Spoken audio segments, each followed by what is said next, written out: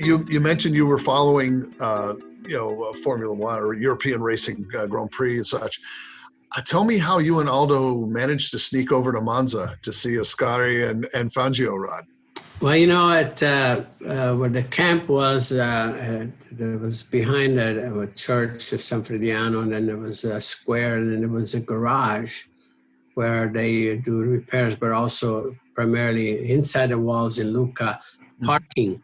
And we used to hang around there, and the two owners really got to like us, and we used to express clearly about our love for racing and all that, and finally, in 1954, they decided they will give us this gift of taking us to Monza for the Grand Prix, and that was amazing. It was like a dream come true for us to be able to see firsthand our idol Alberto Ascari, Ferrari, and then of course Fangio, Moss, Kling, and all the protagonists of the moment. It was, and I revisited that actual spot. We were before the Curva Grande when we were doing this, the NBC film. The wonderful piece. But anyway, and then the following year, we went to near Florence, called the Abetone Pass, to see the Mille Miglia, which was a 1,000-mile race around Italy, and of course, just recently, just talking about Sterling Moss. He's the one. He won that race in the Mercedes, and he had a passenger, that the Dennis Jenkinson, the journalist, which was really unusual.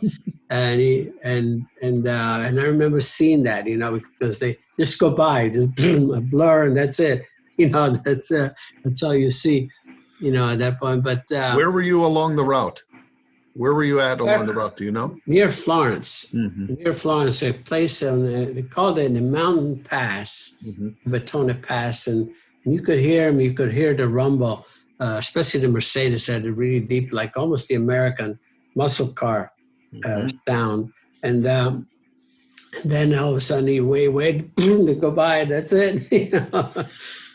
But it was really interesting. I mean, it's again brief moments, but they were very, very valuable. Well, they obviously left an impression and built your passion. Big time impression, yeah. For sure. Who was your favorite as a kid? Who's your favorite driver? Clearly Alberto Ascari, who was world champion, right in before the mid-50 and the 3 times, and there was something about him that just captured my imagination. As cool as he was, and all that. The way he was described by the press and everything as a kid, I thought that was quite cool. I always said, someday I want to be like Alberto Ascari.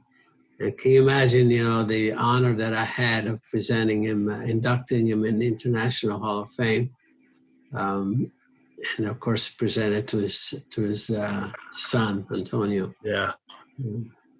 Now, you must have had some contact with Fangio while he was still with us.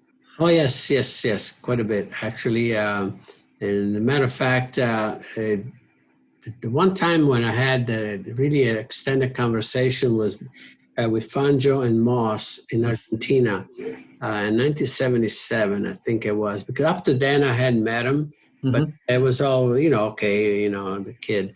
But that point I was, you were the kid winning some races, then all of a sudden, and I think that the best part about that is that they were both of them, very impressed as to how much I knew about their careers, and they really gravitated to that, and of course, Sterling and I always had just a wonderful feeling anytime that we had the opportunity to meet again. And even his later years, later days, we like once a month or so, would call and talk to his wife, Susie, and so forth. And because Susie had a nice relationship with my wife, Deanne, as well. But I'm just looking ahead here of actually Fangio.